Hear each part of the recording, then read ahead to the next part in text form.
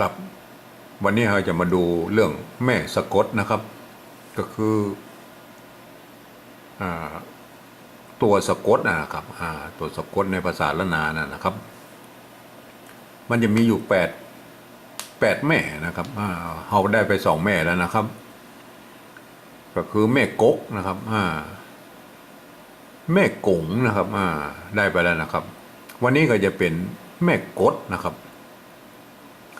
แม่กดนี่มีหลายตัวนะครับที่มาใจเป็นแม่กดเนี่ยนะครับอย่างเช่นนะครับตัวจ๊ะเนี่ยนะครับก็เอามาใจเป็นแม่กดนะครับอย่างเช่นนะครับสัจจะนะครับมันเป็นตัวจ๊ะซ้อนกันเนี่ยสัจจะนะครับอย่างเงี้ยนะครับมันเขียนเป็นบาลีมันต้องมีไม้สั้นนะครับสัจจะนะครับ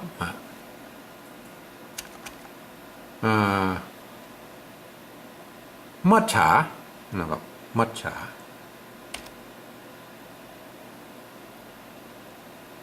เขียนแบบบาลีมันต้องมีไม้สั้นนะครับมัจฉามัดโบราณเขียนเป็นเอาตัวซะมาเขียนเนี่ยนะครับ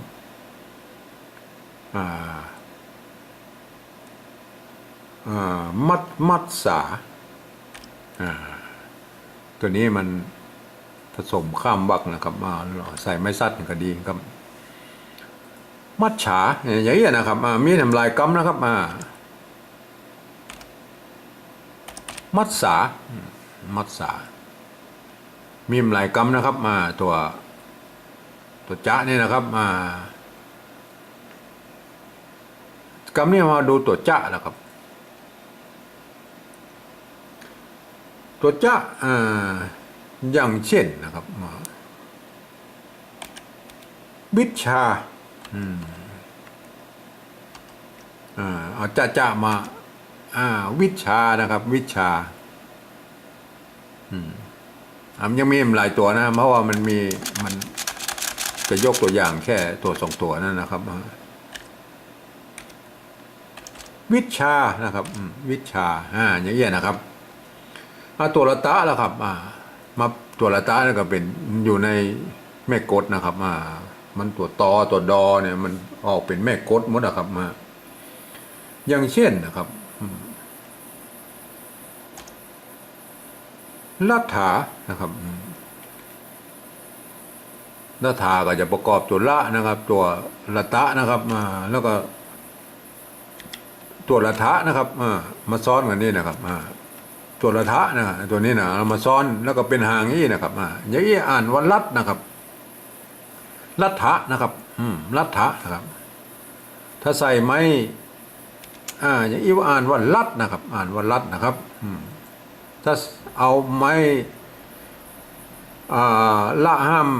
ออกไปใส่สหากับใส่ไม้กากับลัทธานะครับนะครับอันนี้เขียนเป็นบาลีกับบ่ต้องเขียนไม่สั้นนะครับลัดนะครับปัจจุบันนี้เพิ่นตัดตัวละตะออกนะครับมันก็เหลือลัดตัวนี้นะครับเดิมทีมันต้องเป็นอย่างนี้นะครับมันลักษณะของการซ้อน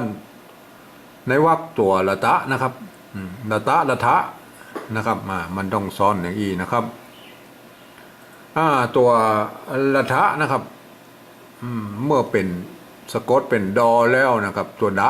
กดไม่กดเนี่ยมันก็อย่างเช่นนะครับอิดนะครับอิดนะครับอย่างเงี้ยนะครับเห็นไหมครับสะกดมาพอเป็นหางอีด้วยนะครับ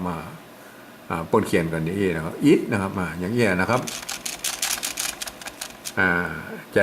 ฮื้อได้หันไว้นะครับอิดนะครับอิดนะครับยังมีหลายกรรมนะครับ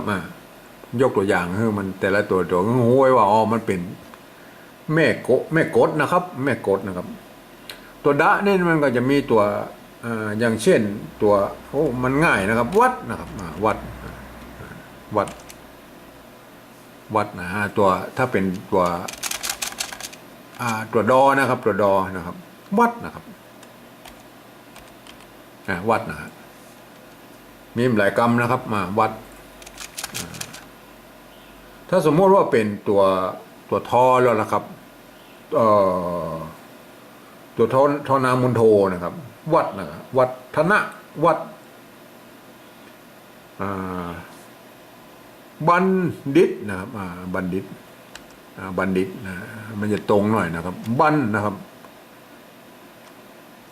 บัณฑิตนะครับ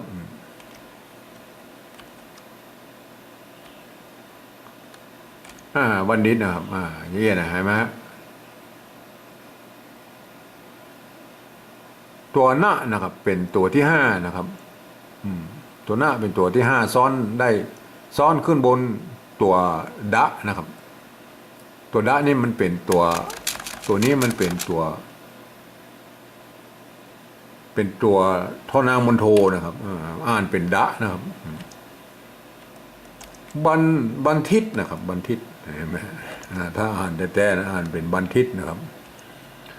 แต่พ้นอ่านเป็นบัณฑิตนะครับเป็นมาเข้าอยู่ในแม่สะกดตัวแม่กดเนี่ยนะครับต่อไปนะครับตัวตะนะครับตัวตะอย่างเช่น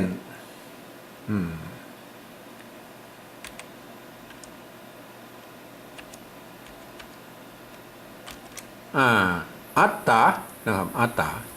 อย่างเช่นนะครับก็ยกตัวอย่างซัดนะครับสองตัวซัดเห็นไหมครับอัตตา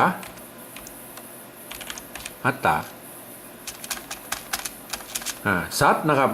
ซัดตัวนี้ใช้ได้หลายทั่วนะครับบางสมัยนี้เพิ่นเขียนเป็นสัตวะนะครับมันก็บ่ถูกนะครับโบราณเพิ่นเขียนเนี่ยนะครับสัตว์อย่างนี้ก็แทนสัตว์ไอ้สัตว์หน้าขนเนี่ยนะครับซื่อสัตว์ก็ใช้ตัวนี้นะครับสัตว์ใบนะครับก็คือชัดใบนะครับก็ไอ้ตัวนี้แหละครับก็ชัดนะครับก็สัตว์เนี่ยนะครับตัวนี้เพิ่นใจมันนักแล้วนะครับโบราณนะครับเฮาก็ตัวเพิ่นนะครับเพราะว่าเป็นของโบราณนะครับตัวนี้ตัวตะนะครับตัวตะสมมุติว่าเวทมนต์นะครับเวทมนต์นะครับมนตะมันมนตะตัวเองเวทมนต์นะครับ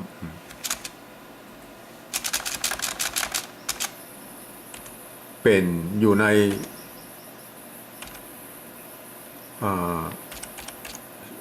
ตัวแม่สะกดนะตัวดะนะครับตัวดะแม่กดนะครับเวทมนต์นะครับเห็นไหมพุทธนะครับพุทธนะครับพุทธ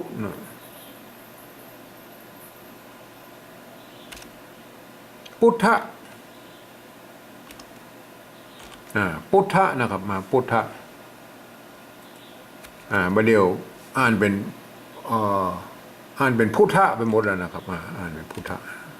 มันตัวป้านะครับความจริงต้องอ่านเป็นพุทธนะครับพุทธะนะบาเดียวมันก็อ่านเป็นพุทธนะครับตัวกันไปนะครับก็บอกเป็นอย่างนะครับอยู่ในแม่สะกดแม่ดะเนี่ยนะครับแม่กดเนี่ยนะครับทีนี้มีตัวสะมี3ตัวนะครับตัวสะมี3ตัวนะครับอย่างเช่น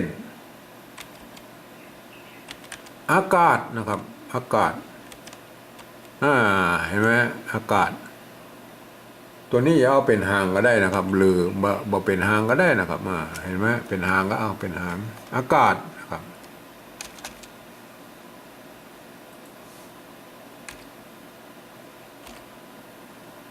อากาศ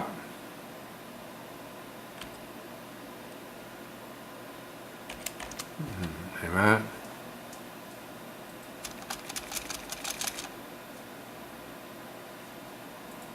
อากาศนะครับมีหลายตัวนะครับตัวสะสบนะครับ อย่างเช่นนะครับปิดนะครับมา